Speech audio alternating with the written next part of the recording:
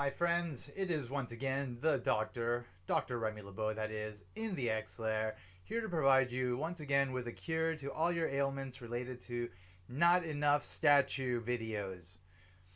My cure today is a video on a very familiar individual, character, classic X-Men. This is Piotr Rasputin, also known as Colossus. Yeah, Colossus, introduced in Giant Sized X-Men #1 in the 70s. One of the classic X-Men that's become a staple in the X universe. A fan favorite, definitely a favorite of mine. If I wasn't Dr. Remy LeBeau, I would be Dr. Piotr Rasputin. If, of course, no Gambit was ever invented, which he was, so thus Mr. Rasputin has taken second place in my favorite X-Men of all time list. So this is actually a fairly old statue. I mean, as far as statues go, it's definitely not as old as like ancient Greek or Roman statues, but as far as like Marvel statues go, it's got some time on it. It's got some age. Definitely, definitely some years between the time it was released and now. Let me see. It was released in dun dun dun 2004, 9 years ago. This was sculpted by the master himself, Randy Bowen, and it is number 137 of 2,500, folks. 2,500.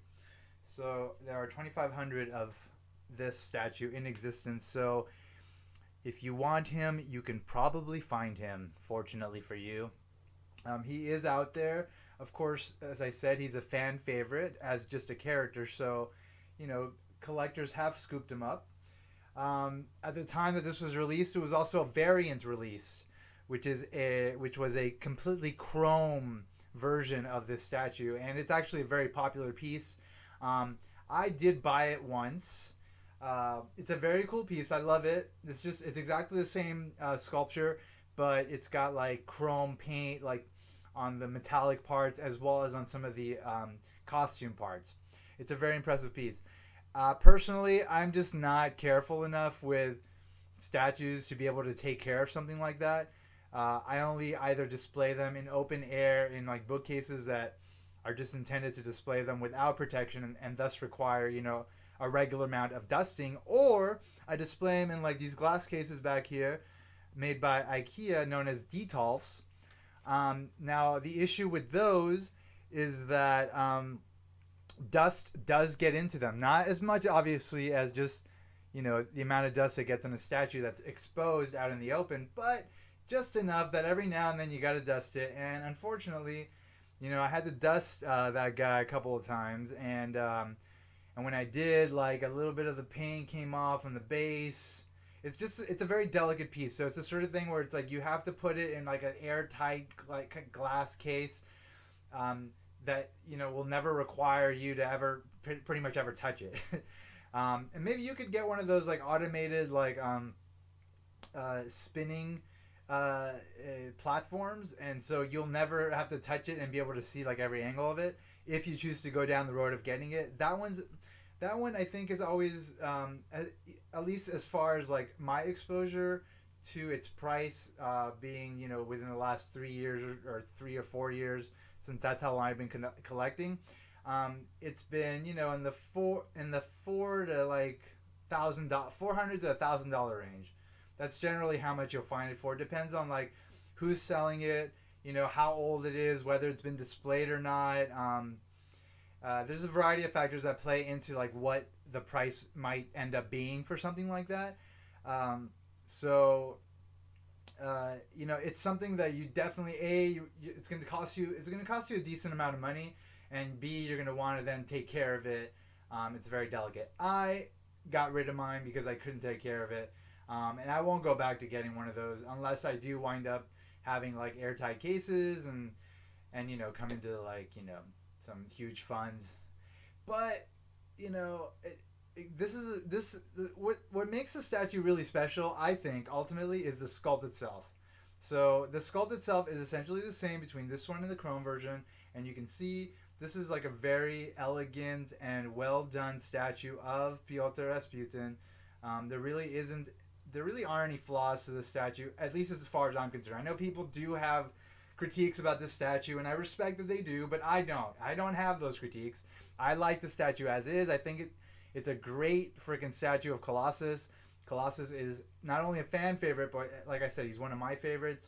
And when I first saw the statue, I immediately fell in love because I thought that it just perfectly captured the character design in a very sort of elegant, simple, and precise way. Some people have some problems about the with the anatomy. I don't know. I don't know what those problems are, and I don't want to get into them because I don't have those problems. Um, this statue is Pyotr Rasputin, and he's super impressive. So there have been other statues created of Mr. Rasputin in the last few years. Kotobukiya created one of their Danger Room sessions statues of Mr. Rasputin.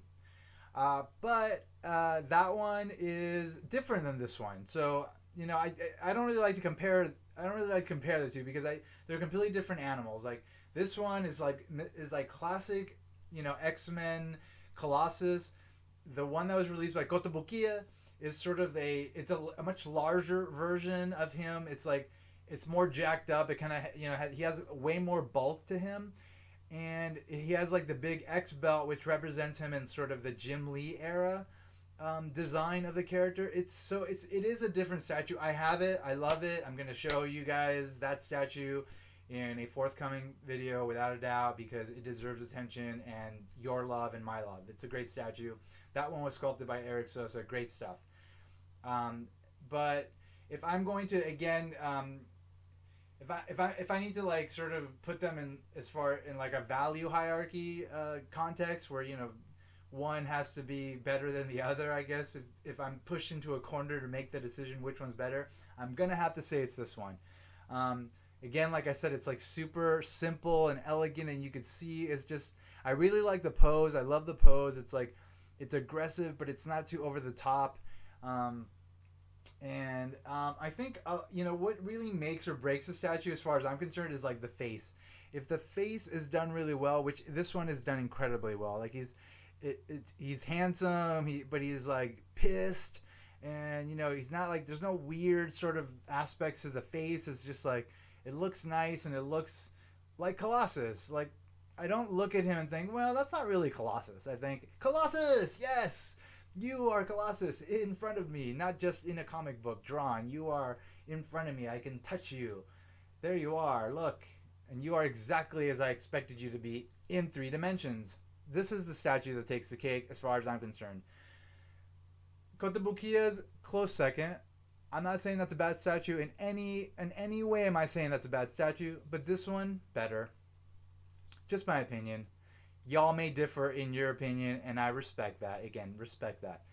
Um, so Mr. Randy Bowen, head of Bowen Designs, in case you did not realize it, CEO, CFO, uh, CeeLo. I don't think he's CeeLo. I don't think he's CeeLo. But he's definitely the guy at the center of Bowen Designs. And the point of bringing him up in such a silly way was that he actually mentioned, throughout the last few years that it's very possible that we're going to see like a brand new Pyotr Rasputin statue coming up in the next phase of Bowen Designs' Marvel license, and that's going to be like an action version of Colossus. So I'm really looking forward to that because anything that Bowen Designs does with some of my favorite characters, I'm going to buy. Any Colossus they make, I'm going to buy. Any Gambit they make, I'm going to buy. Any Cyclops they make, I'm going to buy. Um, I'll buy a lot of Wolverines. I'll buy most of the villains. Most Jeans, most Storms, or all of Jeans, all the Storms. Um, Iceman, I'll buy all the Iceman. Archangels, I'll buy all the Archangels. It's like there's certain characters that I love, and if Bone Designs makes them, I'm getting them, and they really have to miss the mark, which is like a situation that happens few and far between for me to actually, you know, not buy whatever they're offering. So looking forward to buying more Colossus. I hope it happens soon. Mr. Bowen, if you're watching this, please. We the fans, we yearn for more Colossus. Too much Colossus is not a possibility. So bring Colossus to us and we shall buy. All right, let's talk about this particular awesome statue. I guess again, it was created in 2004, so it was 9 years ago now. It's 2013 May currently. For all those future watchers, hello, people in the future. Yes, we are still using video and no, yeah, we haven't developed hologram technology yet. We apologize. This is probably being viewed in a museum after some post-apocalyptic world. Um, yeah, please, all of you high school students that are being led through this place, through this virtual museum, please keep the giggles down to a minimum. Anyway, so this statue, created 2004, obviously has stood the test of time. Not that that's that long of a period, but I mean, there are some people that are probably very young watching this, and to them, 9 years is like a lifetime, especially to the 9-year-olds. Um, this statue, let's start with the base. The base, oh, is actually a really large X base, which for some reason, I thought that this large X base was made specifically for Havoc. For the Havoc statue, I thought that was the first time we'd seen like the larger X base. But I'm wrong. I'm looking at it now and I'm realizing, oh, holy shite. This is the same X base that was used for Havoc. It's got a larger diameter.